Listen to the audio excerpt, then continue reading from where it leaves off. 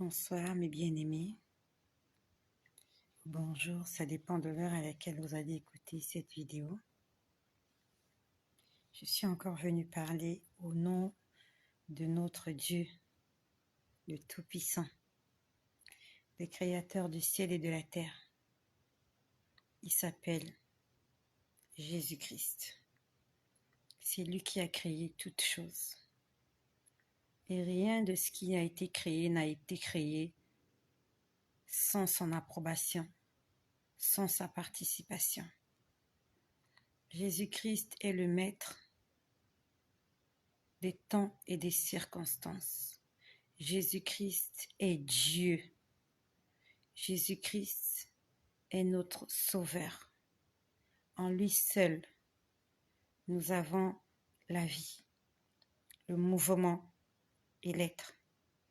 En lui seul, nous avons la vie éternelle. Personne n'aura la vie éternelle s'il ne passe pas par Jésus-Christ. Si tu passes par quelqu'un d'autre, par un autre nom, à part celui de Jésus, tu n'auras jamais la vie éternelle.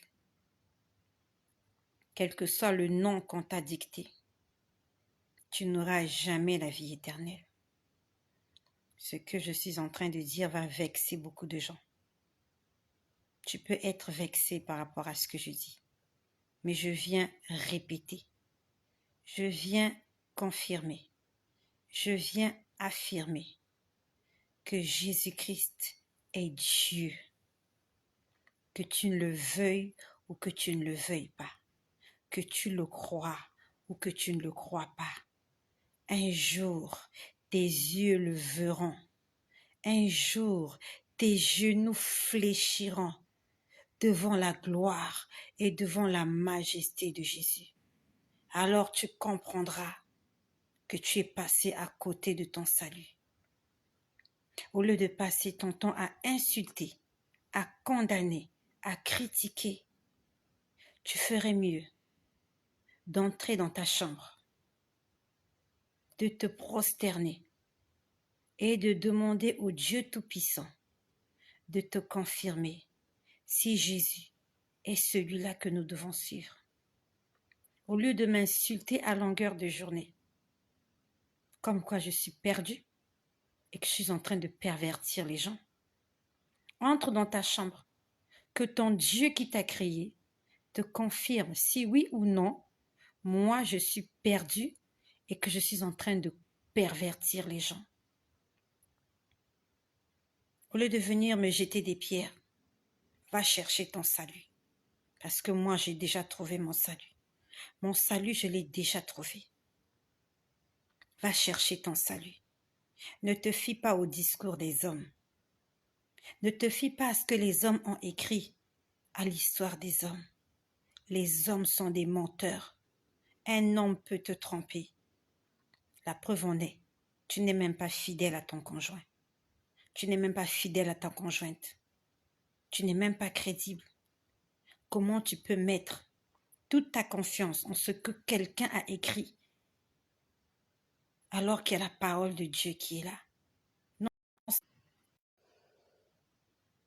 Non seulement cela, plusieurs personnes vont dire oui, la Bible a été écrite par des hommes, tu as tout à fait raison. La Bible n'est pas tombée du ciel comme la pluie. Ce sont des hommes inspirés par Dieu qui ont écrit la parole. Et peut-être que tu n'y crois pas. Mais si tu entres dans ta chambre, tu pries ton Dieu et tu lui demandes de tout ton cœur, tu le cherches, qu'il vienne se révéler à toi. Il viendra te parler. Je suis venue énerver quelqu'un ce matin. Je suis venue dire que Jésus-Christ est Dieu. C'est Jésus-Christ qui a créé les cieux et la terre. Il s'est fait homme. Il est venu sur la terre. C'est pour nous parler de l'amour. C'est pour nous apprendre l'humilité. Raison pour laquelle il s'est fait tout petit. On l'a battu, c'est vrai. On l'a giflé, c'est vrai. On l'a flagellé, c'est vrai. Il a accepté tout ça parce qu'il est le Dieu de l'amour.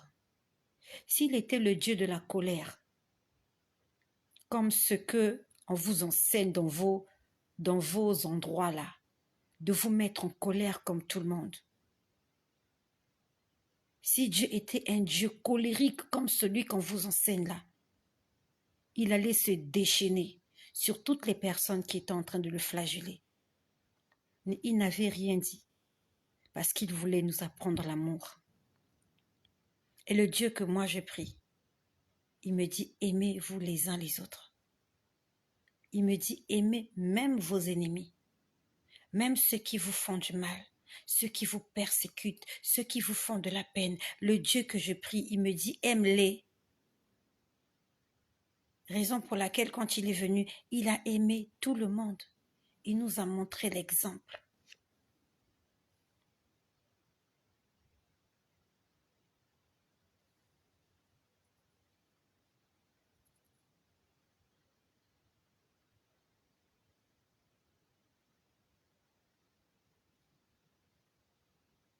Toi qui viens parler de ton problème là, tous tes problèmes sont résolus déjà?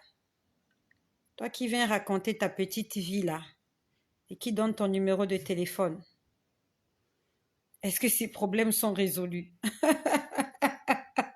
Jésus est la solution à tous les problèmes. Le maraboutage n'est pas la solution à tous les problèmes. Aucune religion n'est une solution à qui que ce soit. La solution, c'est Jésus. Que tu le veuilles ou pas. Que tu m'insultes ou pas. Jésus m'a donné la paix de mon cœur. Il m'a appris à pardonner. J'ai appris à pardonner. J'ai appris à aimer. Avec beaucoup de difficultés, mais je suis en train d'apprendre. Et toi, le Dieu que tu pries, qu'est-ce qui t'apprend? La haine, la violence, la vengeance. C'est ce que votre Dieu vous apprend? Et c'est ce Dieu-là que vous voulez servir? Le Dieu de la haine? Moi, je préfère le Dieu de l'amour. Je préfère un Dieu qui me dit, aime ton prochain. Prie pour ceux qui te persécutent et qui te maltraitent. Parce que le Dieu de la vengeance, c'est celui-là qui est à l'origine de toutes les guerres qu'il y a en ce moment. Le Dieu de la haine, c'est celui-là qui est en train de s'aimer la terreur sur la terre. Et le Dieu de la haine, c'est Lucifer. Et ton Dieu là qui te demande de faire du mal aux gens, de tuer des gens, de haïr même tes ennemis, il s'appelle Lucifer, le diable. Parce que ça, c'est son évangile. L'évangile de la terreur. Il est là pour faire peur aux gens. Tout ce qui s'est présenté aux gens, ce sont des films d'horreur. C'est ça l'évangile de Satan. Tous ceux qui sont là pour prêcher l'horreur, la terreur, la mort, les explosions, ils servent le Dieu des ténèbres, Satan. Mais moi, le Dieu que je prie, il me dit, aimez-vous les uns les autres. Acceptez-vous tels que vous êtes. Pardonnez-vous les uns les autres. Je suis fière. Je n'ai pas honte de le dire. Je suis fière de me soumettre à cette discipline-là. Apprendre à aimer. C'est tellement facile de faire du mal à quelqu'un. Quand quelqu'un t'a offensé, c'est tellement facile de prendre un couteau, de le poignarder. C'est tellement facile de s'enfiler une ceinture d'explosifs, aller dans un marché, dans un parc, se faire exploser, tuer des gens, des femmes, des enfants, des gens innocents. Et tu crois qu'en tuant des gens, tu vas aller au paradis. Parce que ton Dieu t'a dit que pour aller au paradis, il faut tuer des gens.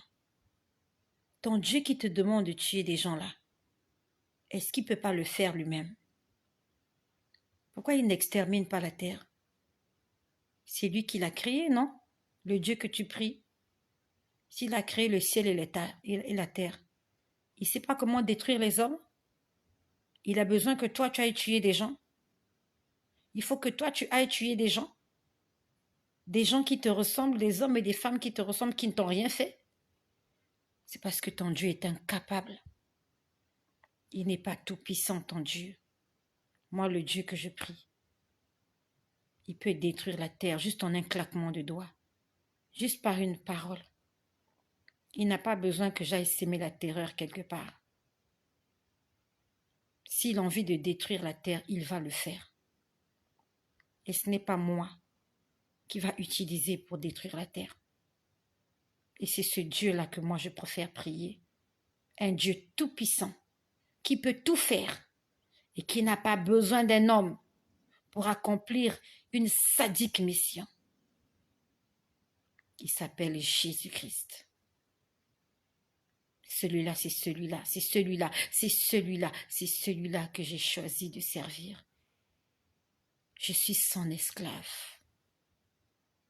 Tu m'as dit que je suis esclave. Oui, je suis esclave de cet homme-là, qu'on a frappé, qu'on a mis à la croix, qu'on a giflé.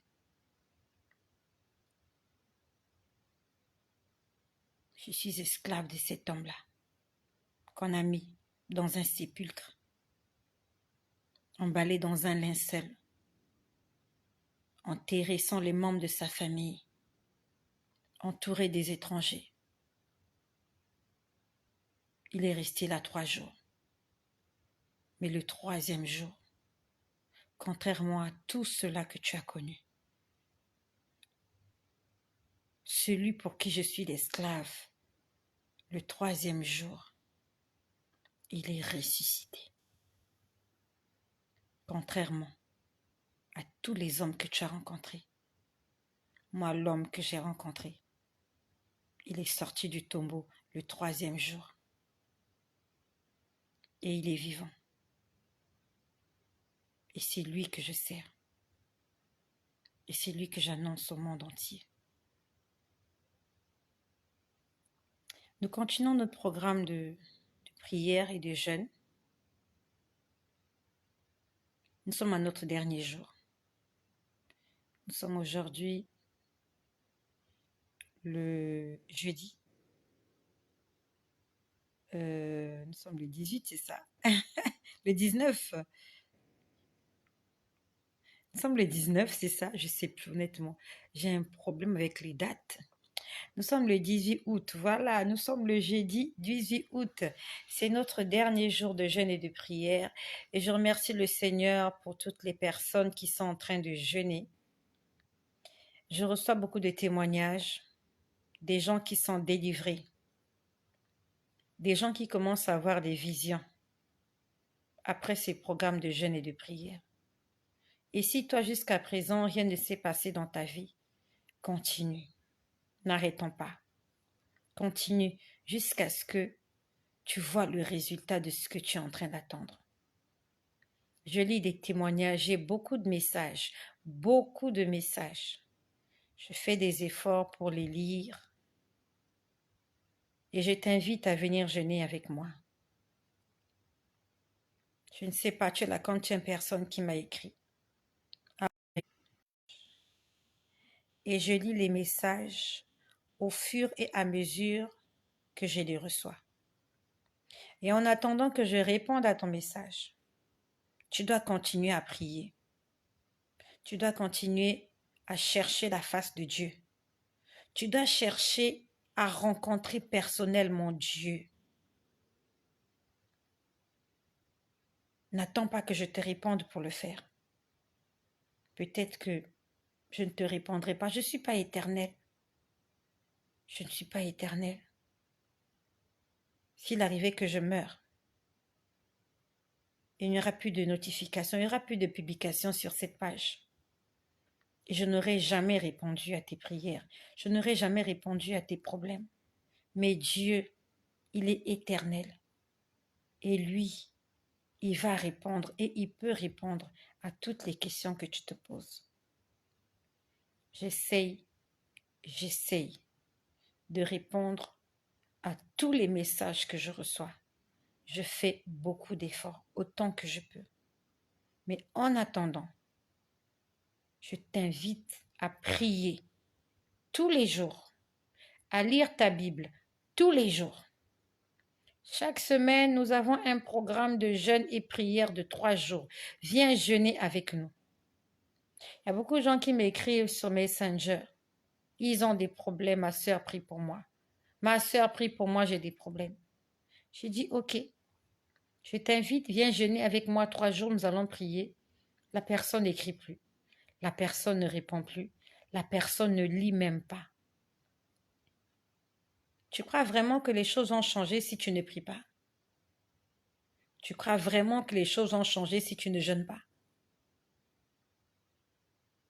Tu crois que le diable va se laisser dormir toute la nuit parce que tu te lamentes, parce que tu te plains à longueur de journée?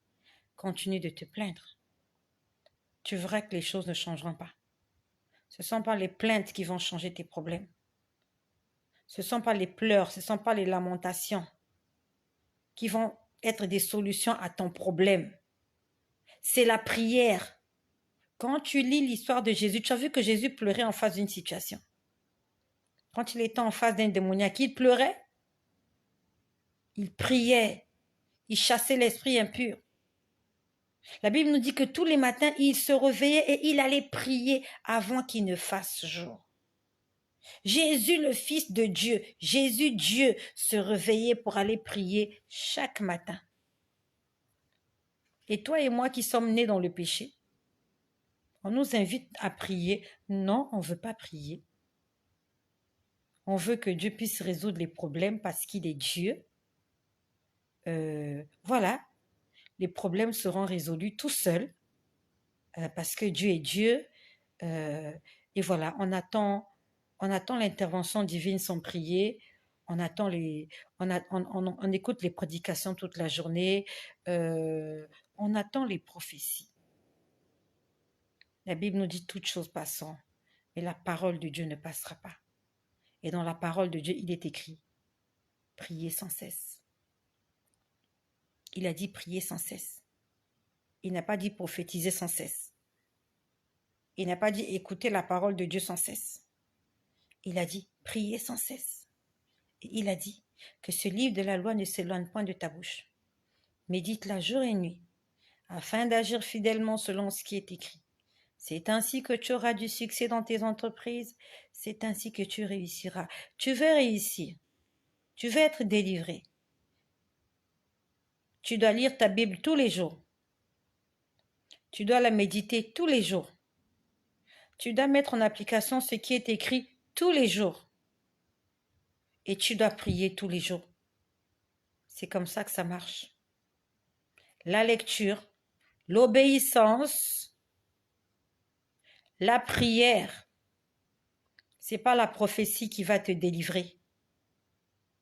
C'est pas la prophétie qui va t'aider. Il y a des gens à qui on a prophétisé, ils sont morts. La prophétie ne s'est jamais accomplie. Moïse, il devait conduire les enfants d'Israël jusqu'à Canaan. Il n'est jamais entré à Canaan. La prophétie ne s'est jamais réalisée dans sa vie. Pourtant, Dieu lui avait dit, c'est toi qui feras entrer les enfants d'Israël dans la terre promise. Il a aperçu la promesse de loin. Il a vu Canaan de loin. C'est pas la prophétie, c'est l'obéissance à la parole. Si tu n'as pas envie d'obéir, continue d'écouter ce que j'ai à dire. Continue de courir derrière les prophètes. Continue d'écouter les prédications. Et attends que les choses changent dans ta vie. Voilà, c'était juste une brève parenthèse pour toutes les personnes qui ne veulent pas prier. Voilà, nous on va prier, d'accord? Nous on prie. Moi j'ai des problèmes. Et si je ne prie pas, je ne tiendrai pas debout. Si je ne prie pas, je ne peux pas tenir debout. Tu crois que qu'est-ce qui me donne la force comme ça? Tu as vu l'heure qu'il est? Je ne dors pas. Je suis là, je viens faire une vidéo. Tu crois que c'est facile pour moi? C'est Dieu qui me donne la force. Et quand je finis là, je vais lire ma Bible, je vais prier jusqu'à m'endormir. Parce que je sais que là dehors, ce qui se passe là dehors, c'est compliqué. Donc, si tu n'as pas envie de prier, il faut nous précéder.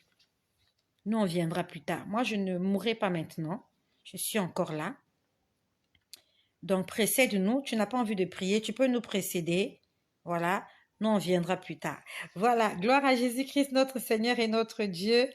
Il est notre Papa Jésus-Christ. Amen, amen, amen. Moi, j'encourage ceux qui veulent avancer avec moi, je les encourage. Voilà. Ceux qui ne veulent pas avancer, ben, c'est eux qui voient. Voilà. Nous sommes ici, nous sommes des combattants.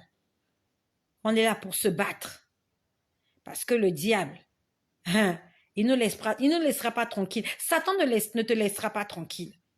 Donc, si tu es là, tu te croises les pieds dans ton salon, tu suis la télé, tu es sur Facebook, Satan dehors, il continue de travailler. Il va entrer dans ta maison, il va s'aimer la pagaille, et après, tu viendras chercher la délivrance. Donc, demain, c'est ma délivrance. Ma délivrance, c'est pour demain. Non, pas pour demain, pour aujourd'hui. Nous sommes déjà le 18 août. Nous sommes déjà le jeudi 18 août. Donc, tu vas écrire ma délivrance, c'est pour aujourd'hui. Aujourd'hui, je reçois ma délivrance. J'attends que tu écrives cela. Aujourd'hui, je reçois ma délivrance au nom de Jésus. Voilà. On va prier. Je connais la puissance de la prière, donc je sais ce que je dis. Je ne viens pas dire des fantaisies ici, je viens pas raconter des bêtises, je viens raconter des choses qui sont vraies. Si tu ne pries pas, les choses ne changeront pas dans ta vie et c'est toi qui vois. Donc, j'aimerais que tu écrives ma délivrance, c'est pour aujourd'hui. Aujourd'hui, Dieu va me délivrer. Écris-le s'il te plaît. Ma délivrance, c'est pour aujourd'hui. Nous sommes là pour prier. Nous sommes là pour lire la Bible. Nous sommes là pour mettre en application ce que Dieu nous demande de faire. C'est ça une armée. On est là pour se battre. Parce que Satan, il a une armée. Satan a une armée. Il a des soldats. Donc si toi tu n'as pas envie de te battre, ils vont t'écraser. Moi aussi au départ, je n'aimais pas prier. Le Seigneur m'a appris à prier. J'ai compris que sans la prière, je suis désolée. Lorsqu'on va dans des mariages, dans des fêtes, on reste debout pendant des heures en train de danser, en train d'accueillir les mariés. Et quand on t'invite, prier ne fût-ce qu'une heure, tu es fatigué, tu as tous les problèmes de la terre. Pourtant, quand tu as la fête là au mariage, la dernière fois quand tu étais au mariage là, tu étais fatigué. Tu as mal à la tête. Tu as passé la matinée au salon de coiffure. Ils t'ont coiffé, ils t'ont maquillé. Tu as porté ta belle robe.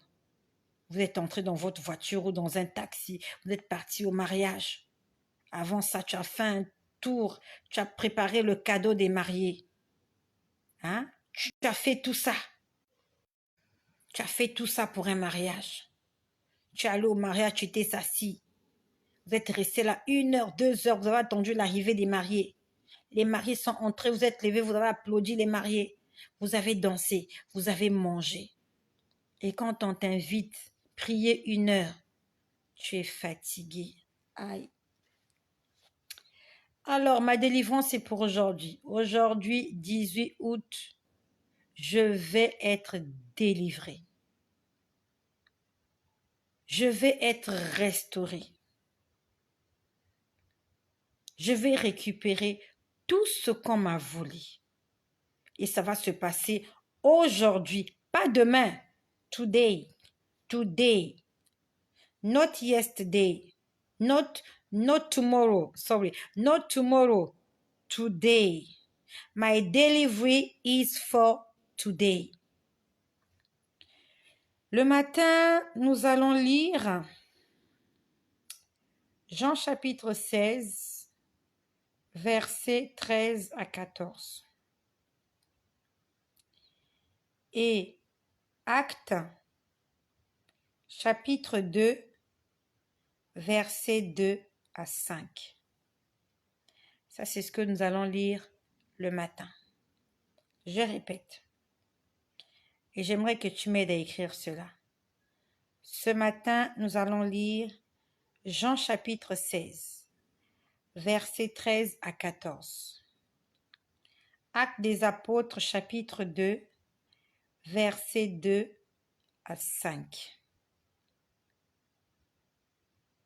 Ça, c'est pour le matin. Merci à Céleste Divine. Jean 16, 13 à 14. Et acte 2, versets 2 à 5. Amen. Nous allons récupérer tout ce que l'ennemi nous a volé. Amen. Douce lettre, on va récupérer. Tout ce qui nous a volé là, on va récupérer ça au nom de Jésus. Satan n'est qu'un voleur, un menteur et un usurpateur. Nous allons le défier par la puissance du Saint-Esprit. Ça, c'est pour le matin. À midi, nous allons lire Matthieu chapitre 3, verset 11 et le psaume 70. Ça, c'est pour midi. Donc, midi, tu vas écrire à midi, nous allons lire Matthieu chapitre 3, verset 11 et le psaume 70. Ça, c'est pour midi. Nous sommes des hommes et des femmes de prière. La Bible nous dit que la femme sage, c'est celle qui bâtit sa maison. Et elle bâtit sa maison dans la prière, dans le jeûne. Pas devant la télé, pas devant la distraction, pas dans le voisinage, de maison en maison, en train de faire le Congo-ça. C'est pas comme ça que la femme sage bâtit sa maison. La femme sage bâtit sa maison, les genoux fléchis, dans la prière, en train de prier pour son mari, pour ses enfants, pour ses entreprises, pour sa maison. C'est comme ça qu'on remporte des batailles. Parce que notre combat, il est spirituel. Ça, c'est pour midi. Donc, à midi, nous allons lire Matthieu chapitre 3, verset 11 et le psaume 70. Ça, c'est pour midi. Et pour le soir. Pour le soir, nous allons lire Deutéronome chapitre 7, verset 14 et Exode 23, 25 à 26. Ça, c'est pour le soir. Le soir, nous allons lire Deutéronome chapitre 7, verset 14 et Exode chapitre 23, verset 25 à 26. Est-ce qu'il y a quelqu'un qui peut m'aider à l'écrire?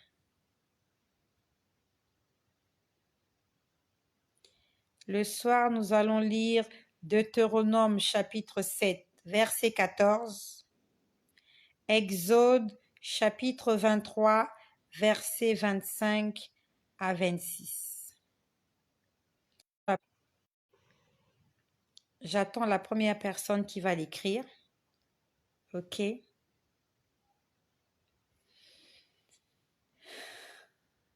Deutéronome chapitre 7, verset 14, Exode chapitre 23, verset 25 à 26. Voilà, ça ce sont les portions d'écriture que nous allons lire tout à l'heure pour notre délivrance. Que le nom de Jésus soit glorifié parce que j'ai toujours quelque chose à dire. J'aimerais juste faire une petite précision, donner une petite précision par rapport à ce que j'ai dit tout à l'heure. Tout à l'heure, le Seigneur a parlé à Danny Warren. Donc, je ne sais pas, est-ce que le message lui est parvenu? Je ne sais pas. Est-ce qu'il y a quelqu'un qui la connaît? Je prie vraiment que le Seigneur le fasse entendre ce message. J'aimerais envoyer un message à Danny Warren, une précision. Je n'ai pas eu cette précision-là quand je parlais tout à l'heure. Le Seigneur m'a donné la précision après la vidéo. Après la vidéo, j'étais allée faire à manger, j'étais à la cuisine, j'étais en train de faire à manger. Le Seigneur m'a donné la précision sur les personnes que j'ai vues dans l'avion. J'ai dit tout à l'heure que j'ai vu 2 personnes dans l'avion, un homme et une femme. Je ne sais pas si c'est un couple. Et je vous ai dit que pendant qu'ils prenaient l'avion, Danny Warren, son esprit était enfermé dans la valise. Dans la valise, il y avait une boîte de couleur grise, marron-gris. Le bas de la boîte est noir, le couvercle est gris. Ils ont enfermé l'esprit de Danny Warren à l'intérieur. Sauf que quand je parlais, je ne savais pas la relation qu'elle avait avec ce couple. Et quand j'étais en train de faire la cuisine tout à l'heure, le Seigneur m'a donné la précision. Pourquoi est-ce que ils ont pu enfermer son esprit dans la boîte? En fait, elle est sortie avec quelqu'un.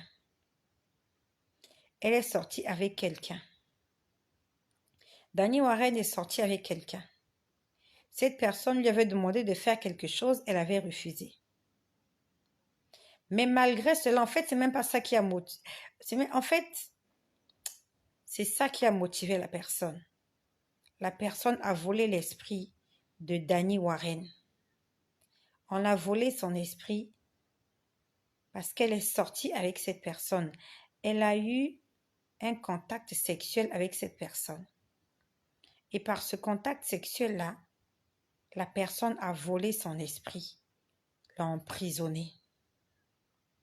Cette personne-là est dans les sciences occultes. Cette personne la pratique. Donc, la personne avait demandé à Danny Warren de faire quelque chose pendant leur débat amoureux, dans leur intimité. Elle n'avait pas fait. C'est ça qui avait énervé la personne. Raison pour laquelle la personne l'a enfermée. La personne l'a mis dans une boîte. Et la personne est partie en voyage avec son esprit. Il a pris son esprit, il l'a fermé dans une boîte. La boîte que je vous ai décrite tout à l'heure. Danny Warren a besoin de délivrance. Même pas Danny Warren. Nous avons tous besoin de délivrance. Et si toi qui es là, peut-être que tu es passé aussi. Nous sommes tous passés par là. On n'est pas là pour condamner. On n'est pas là pour condamner notre bien-aimé. Nous sommes tous passés par là. On a fait des bêtises. On a marché dans l'impudicité, dans l'adultère, dans la fornication. Et c'est vraiment par la grâce du Seigneur qu'aujourd'hui, nous sommes des femmes mariées avec des enfants. Sûrement, nous avons aussi rencontré des prédateurs. Oh, moi, j'en ai rencontré. Et quand je parle, c'est en toute gratitude que je parle de Jésus. Gratitude que je parle de Jésus parce que je sais d'où je viens. Je sais d'où il m'a sorti. Je ne suis pas là pour juger qui que ce soit. Parce que tout ce que ces gens-là ont fait, je l'ai fait. Tu as été dans des hôtels. Moi, j'ai été dans des hôtels. Tu étais en boîte de nuit. Moi, j'ai été en boîte de nuit. Tu as vendu ton corps pour de l'argent. Moi, j'ai vendu mon corps pour de l'argent. Appelle ça comme tu veux. Quand tu couches avec un homme et que tu attends qu'il te donne de l'argent, c'est de la prostitution. Même si tu n'as pas fait les trottoirs. Même si tu n'as pas fait les trottoirs comme les autres. Il y a d'autres, elles font les trottoirs, elles font que ça. Mais à partir du moment où tu couches avec un homme pour de l'argent, je suis désolée, c'est de la prostitution. Parce que tu ne l'aimes pas. Tu sais qu'il ne va pas t'épouser. Et toi aussi, même s'il te demande de t'épouser, tu vas refuser. Ça s'appelle de la prostitution. Arrêtons de blaguer avec les mots. Voilà. Nous tous, là, on s'est prostitués. Qu'est-ce que tu veux me dire? Que tous les hommes avec qui tu as couché, là, tu les as aimés? Tu as aimé leur gueule? Arrêtons de nous tromper. On ne les a pas aimés. Faut dire la vérité. Faut pas jeter la balle. Oui, non, disons les choses telles qu'elles sont. Quand un homme te fait la cour, il ne te plaît pas. Tu vois juste qu'ils sont bons. Et tu vois sa poche. Ça s'appelle prostitution. Tu es bordel. Nous tous, on a fait le bordel. Donc, c'est pas la peine de venir condamner les gens ici, là. Moi, je suis pas venu condamner les gens. Voilà. Il y a des gens avec qui j'ai traîné parce que j'avais besoin des balles. Voilà, on aime les balles. On aime le blé. Je sais que toi aussi, tu as fait ça. Donc, on n'est pas là pour juger les gens ici. On n'est pas là pour condamner les gens. Aujourd'hui, nous sommes justifiés au nom de Jésus. Gloire à Dieu.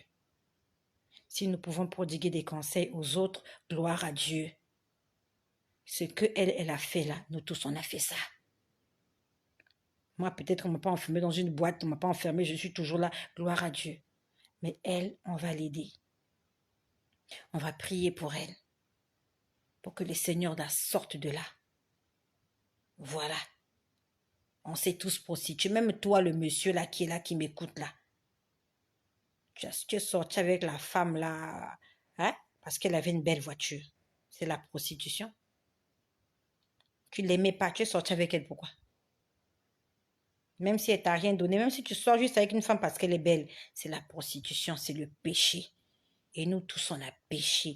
La Bible nous dit, tous ont péché et sont privés de la gloire de Dieu. Moi, je ne suis pas du genre à venir dire, oui, répentez-vous, vous avez péché. Moi aussi, j'ai péché. Autrefois, j'ai péché. J'ai demandé pardon à Dieu. Dieu m'a pardonné. J'ai pris la décision de ne plus recommencer. C'est comme ça qu'on fait.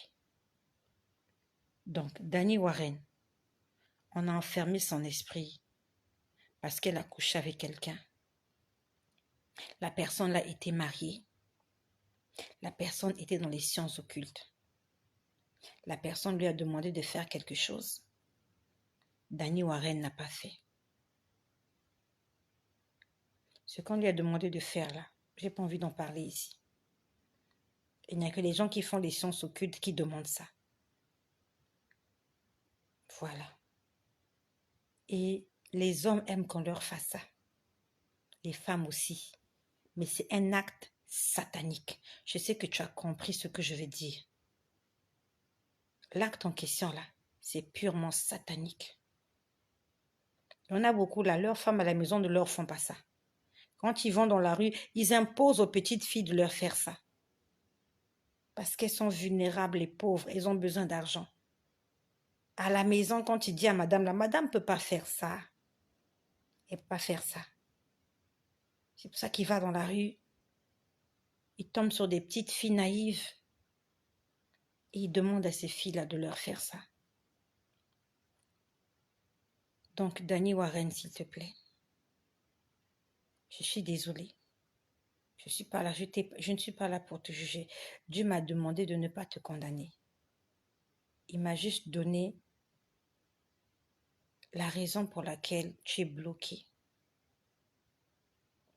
Cherche ta délivrance, bien-aimé. Cherche ta délivrance, bien-aimé. Dans le jeûne, dans la prière et dans l'obéissance à la parole de Dieu. Si à cause de cet acte-là, tu as été bloqué, tu dois prendre la décision d'abandonner avec cette vie-là. Même si ce n'est pas de toi qu'il s'agit. Peut-être que toi aussi, tu es dans la même situation. On t'a bloqué quelque part chez quelqu'un qui n'est même pas de ta famille. La personne qui a fait ça n'est même pas de sa famille. C'est quelqu'un qu'on a croisé dans la rue. Peut-être que toi aussi, on t'a bloqué par un inconnu, par une inconnue. Parce qu'on n'a pas su se contenir. Il nous a manqué l'abstinence. Raison pour laquelle la Bible nous dit « Fuyez l'impudicité ». La Bible a tout à fait raison. Fuyez l'impudicité. Aller prendre un verre avec quelqu'un, c'est pas grave. Mais entrer dans une chambre, se déshabiller, c'est ça toute la différence. Tu lui donnes un accès puisque vous devenez un. la personne reçoit l'autorisation de faire de toi ce qu'il veut ou ce qu'elle veut. C'était juste une précision que le Seigneur m'a expliqué tout à l'heure quand j'étais dans la cuisine, j'étais en train de faire à manger. Donc ces gens-là qui ont pris l'avion, ils ne sont pas parentés. Ils ne sont pas parentés. On a volé l'esprit de la personne et ils ont voyagé avec ça. Mais au nom de Jésus, tu es délivré. Deuxièmement, j'aimerais revenir à ce que j'avais dit, je crois que c'était la semaine dernière, je crois. Il y a des choses comme ça, quand je dis, il y a des choses qui m'échappent, voilà, parce que je parle tellement. Souvent, je lis les commentaires, je dis bonjour aux gens, et après, je perds un peu de fil d'idée. C'était la semaine dernière ou cette semaine, je ne sais plus quand. J'ai dit que j'étais en train de prier, j'étais tellement énervée. C'était la semaine dernière. J'étais tellement énervée par rapport à ce que je voyais, comment le diable était en train d'envoûter les gens. Et j'étais en train de prier pour la délivrance des gens. Et je pouvais voir qu'au fur et à mesure que je priais, je voyais le mal se dissiper. Je crois que j'en ai parlé là. Je voyais le mal reculer. Mais sauf que tout le mal n'a pas disparu. Donc au fur et à mesure que je priais, le mal était en train de se retirer.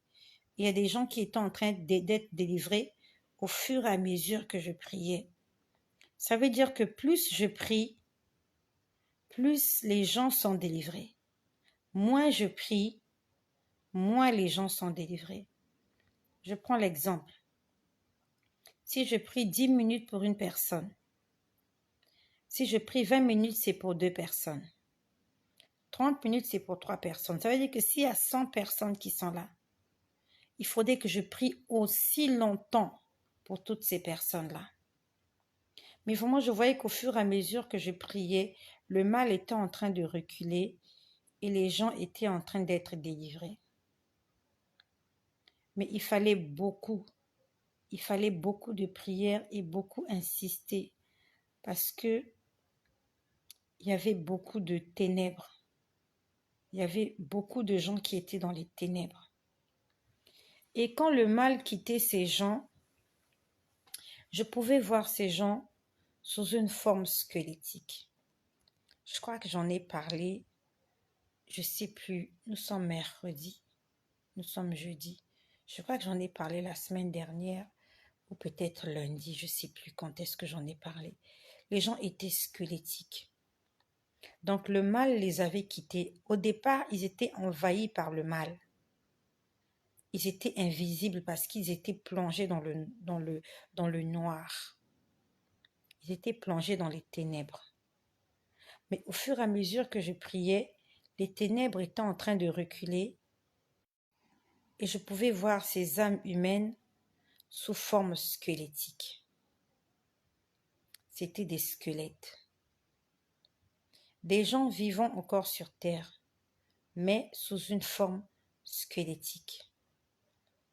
On va appeler ça, ils sont nus. Ils sont vraiment nus. Et c'est après que le Seigneur, c'est après. Vous voyez, il y a des choses, quand tu vois, tu n'as pas compris. Mais le Seigneur te l'explique après. C'est comme pour Danny Warren. Dieu m'a expliqué après la vidéo comment est-ce qu'elle a fait pour se retrouver dans la boîte. Ce ne sont pas ses parents qui ont fait ça. Donc Dieu était en train de me faire comprendre que les gens squelettiques là, ils ont reçu leur délivrance, mais ce n'est pas suffisant. Dieu m'a dit qu'en dehors de la délivrance, lorsqu'on t'a délivré, ce n'est que le début du processus.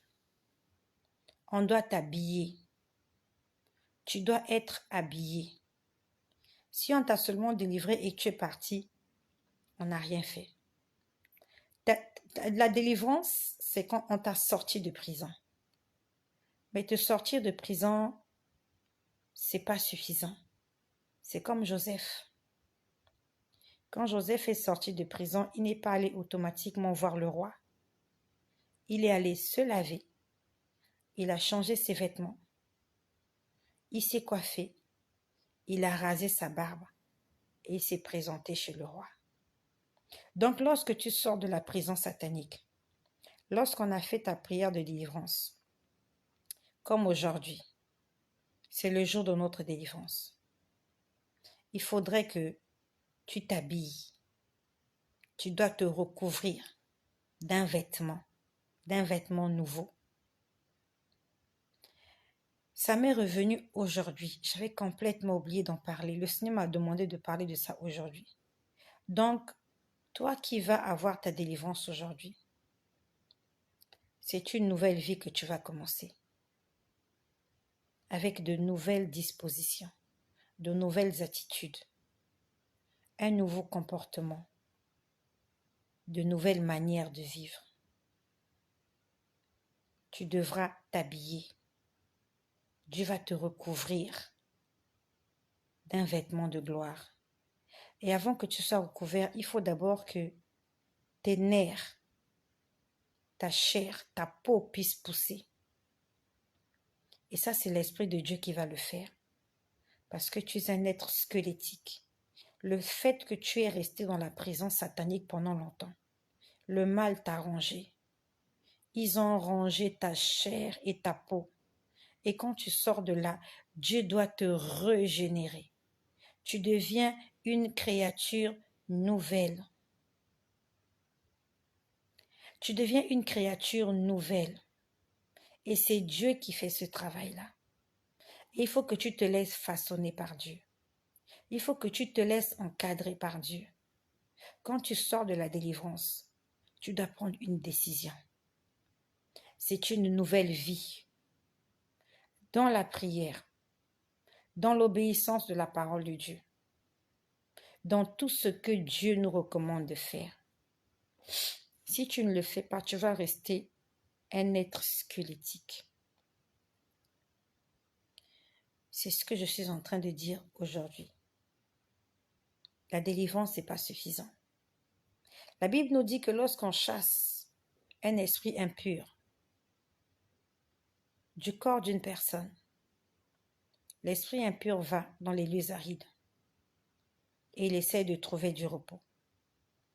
Mais ne trouvant pas du repos, il va essayer de revenir dans le corps où il habitait autrefois. Et lorsqu'il vient, il trouve que cet endroit n'est pas occupé. Il va chercher 7 démons, 7 esprits plus méchants que lui, afin de revenir, afin de revenir là où il a été expulsé. Et la Bible nous dit que la situation de la personne est pire que la première. Donc ça veut dire que il faut que tu saches ce que tu veux aujourd'hui. Dieu va te délivrer, mais tu dois prendre une décision.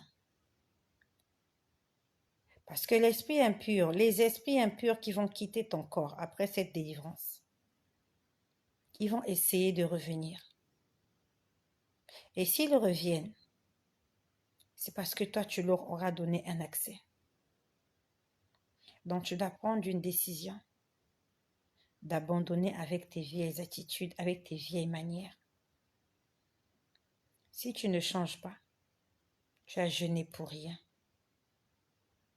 Si tu ne prends pas la décision de changer, je suis désolée de te dire, tu as jeûné 3 jours pour rien du tout. Ces 3 jours que tu as fait là, tu as perdu ton temps parce que le résultat sera négatif, même pire. Donc il faut que tu saches ce que tu veux. Le salut est individuel. Moi, je ne dis que ce que je vois. Je ne dis que ce qui m'est dicté. Je ne fais pas du copier-coller, je ne fais pas de la fantaisie. Je parle des choses que je vois. Quand j'ai prié pour ces gens-là, la dernière fois, je voyais le mal s'enfuir. Je pouvais voir des créatures, des des silhouettes squelettiques. Dieu ne nous a pas créés comme des squelettes. Il nous a créés avec la chair et la peau des hommes normaux. Ça veut dire que lorsqu'on sort de prison, il y a un travail à faire. Et ce travail, c'est Dieu qui le fait. Et c'est toi qui lui donnes la permission de faire ce travail. La balle est dans ton camp. Ou tu laisses Dieu travailler dans ta vie, ou tu vas continuer à mener ta vie comme bon te semble.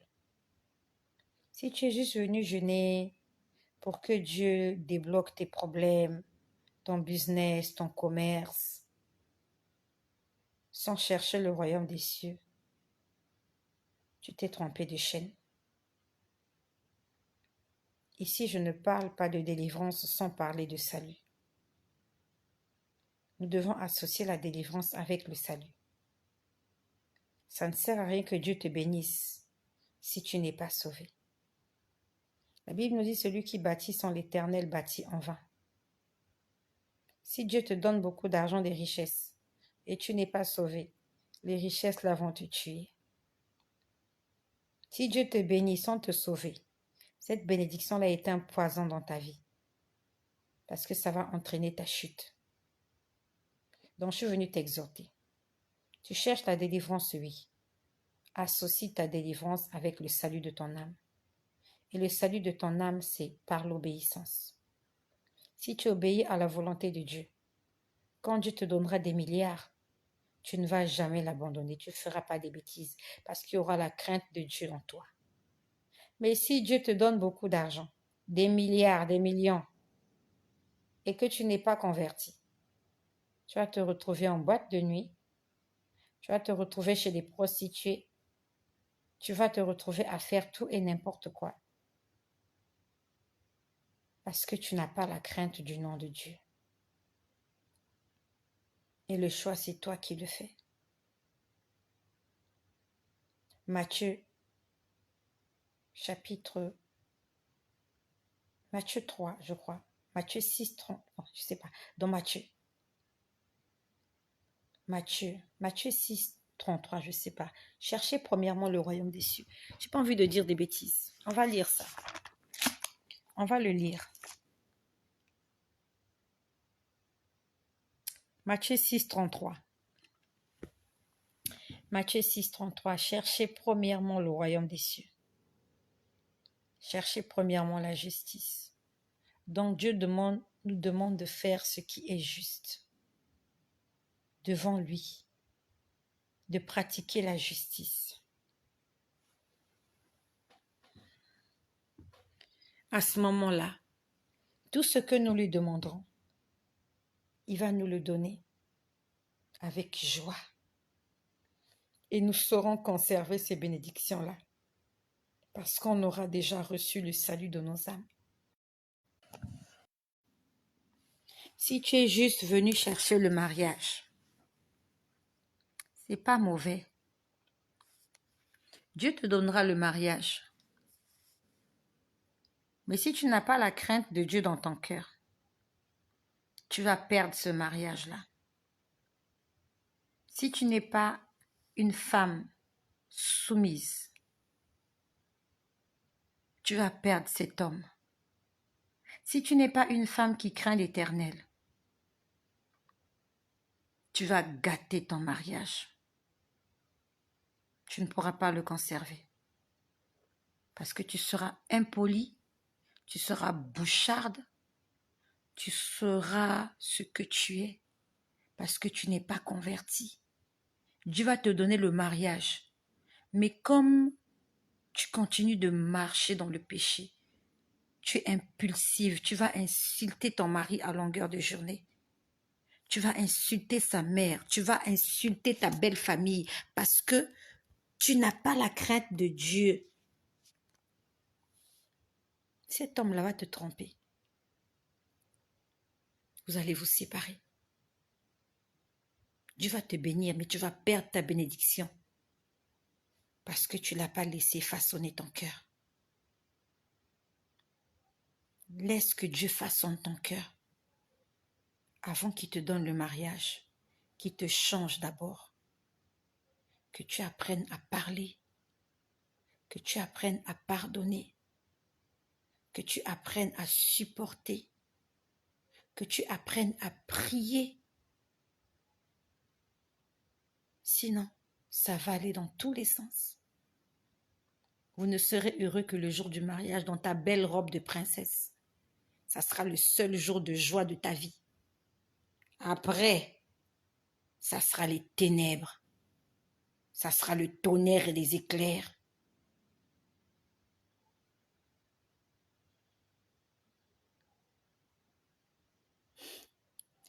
Tu veux savoir si les bains, tu veux savoir si les bains sont autorisés dans la Bible? Jésus a dit dans Matthieu chapitre 28, verset 18. Je vais le lire. Je vais répondre à Benchley mon désir. Toutes nos questions, toutes les réponses à nos questions sont dans la Bible. D'accord? Je sais que tu as une Bible et tu pourras vérifier ce que je vais te dire aujourd'hui. Est-ce que les bains sont autorisés? Si tu lisais la Bible, tu n'allais pas me poser cette question. Ok?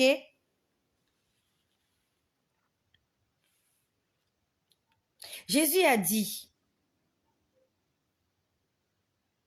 voici les miracles qui accompagneront ceux qui auront cru. En mon nom, ils imposeront les mains aux malades et les malades seront guéris. C'est ce que Jésus a dit. Jésus a dit à ses disciples, voici je voyais Satan tomber du ciel comme un éclair. Je vous ai donné le pouvoir de marcher sur toute la puissance de l'ennemi et rien ne pourra vous nuire. Dans la Bible, on ne parle pas de bain. Est-ce que Jésus a lavé quelqu'un pour le guérir? Quand tu lis de Matthieu à Apocalypse,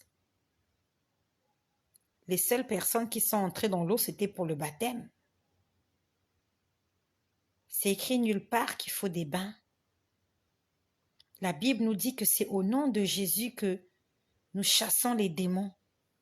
Vous imposerez les mains aux malades et les malades seront guéris. On parle de l'imposition des mains. On ne parle pas de lavage des gens. Je suis désolée. Les bains, c'est de la démonologie. C'est du satanisme. Parce que ce n'est écrit nulle part. Nous, en tant qu'enfants de Dieu, nous chassons les démons. Nous prions pour les gens en imposant les mains et en prononçant le nom de Jésus. Conformément à ce que la Bible dit. Donc, celui qui t'a dit qu'il faut qu'on te lave, qu'il te montre ça quelque part. Peut-être qu'il est guidé par l'Esprit de Dieu. Il a peut-être une raison de te dire ça. Ça peut arriver que Dieu dise à quelqu'un, demande-lui d'aller se laver. Ça peut arriver. Nous connaissons l'histoire de cet aveugle-là, Jésus. Nous connaissons l'histoire de cet aveugle que Jésus a guéri. Il a mis de la boue sur ses yeux et il lui a dit, va laver ton visage au réservoir de Siloé. Cet homme allait laver son visage. Il est allé seul. Et c'est Jésus qui lui a dit. Et Jésus n'a fait ça qu'une seule fois. Jésus n'a pas fait ça. Ce n'était pas une coutume chez Jésus. Que quand il guérit quelqu'un, va te laver, va te laver. Il ne faut pas qu'on se laisse berner par certaines personnes. Ça peut arriver que Dieu dise, que Dieu recommande que pour la guérison de telle personne, voilà ce qu'il faut faire. Mais on ne doit pas en faire une coutume. Beaucoup de gens diront, oui, le lépreux au temps de Élisée, il est venu voir Élisée, il avait la lèpre. Élisée lui a demandé d'aller se laver 7 fois dans le Jourdain. Je suis d'accord avec cela. Mais après cet homme-là, qui encore en avait envoyé laver dans le Jourdain? Non. Élisée n'en a pas fait une doctrine. Cet homme-là, c'était pour lui le moyen pour qu'il soit guéri de la lèpre. Mais ce n'était pas devenu une doctrine chez Élysée que tout le monde qui était malade doit aller se jeter dans le Jourdain. Lorsque ça devient une doctrine, donc ça veut dire que la personne chez qui vous allez vous dit de faire ça, ça c'est maintenant de la sorcellerie. Parce que notre Dieu, il agit de toutes les manières possibles. Dieu n'est pas fixe, figé sur quelque chose, à part lorsqu'il nous demande de prononcer le nom de Jésus pour toutes les situations.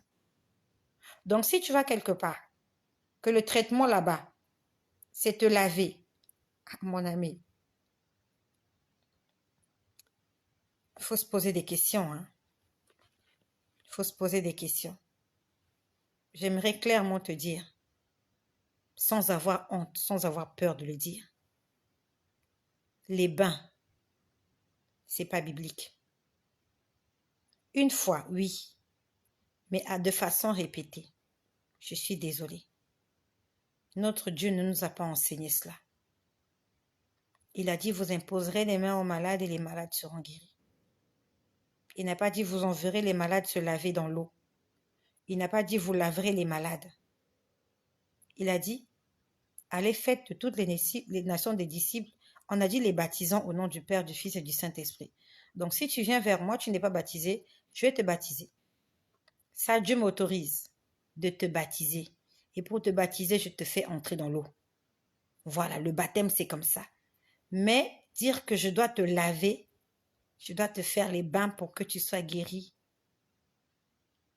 J'ai lu la Bible. J'ai pas vraiment lu cette histoire de bain-là. Ça n'existe pas. Mettre du sel dans l'eau, avec beaucoup de poudre, avec un peu d'huile et de vinaigre et de moutarde et un peu de piment et je sais pas de la levure chimique, j'en sais rien du tout. C'est écrit nulle part. Jésus a dit, soyez mes imitateurs. Ce que le Maître a fait, c'est ce que nous devons faire. On ne doit pas faire autre chose. On ne doit pas inventer. La Bible nous dit que si quelqu'un vous prêche un autre évangile, que ce qui vous a été prêché là, qu'il soit anathème. Anathème, ça signifie qu'il soit maudit. Donc si quelqu'un t'apporte quelque chose qui n'a aucun rapport avec la Bible, cette personne-là est maudite. Et toi aussi qui suis la personne-là et qui te soumet à sa doctrine, vous êtes tous maudits. Vous avez la malédiction sur vous. Donc, raison pour laquelle nous devons lire la Bible. Nous tombons dans ce genre d'erreur parce qu'on ne lit pas. Si on lisait, on allait se rendre compte de ceux-là qui sont en train de nous tromper. C'est parce qu'on ne lit pas.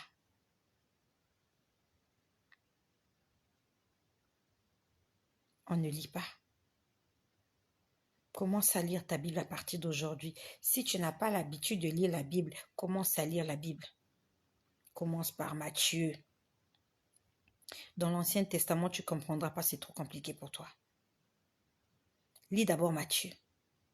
Tu lis Matthieu jusqu'à Apocalypse. Tu lis tout doucement. Quand tu as fini Apocalypse, tu vas maintenant dans Genèse. Tu commences à lire la Genèse. Tout en lisant la Bible, tu demandes à Dieu de t'enseigner, de t'expliquer. Mieux encore, si tu peux être au pied d'un homme de Dieu, un homme de Dieu qui craint Dieu, d'un pasteur, faire des cours, ce serait une très bonne chose. Ça va t'aider. J'espère que j'ai répondu à toutes vos questions. Demandons au Saint-Esprit de nous guider afin de ne pas tomber dans des doctrines de démons. La Bible nous dit que dans les derniers temps, plusieurs abandonneront la foi et s'accrocheront à des doctrines de démons. Tout à l'heure, j'ai vu élection Miss France Sirène.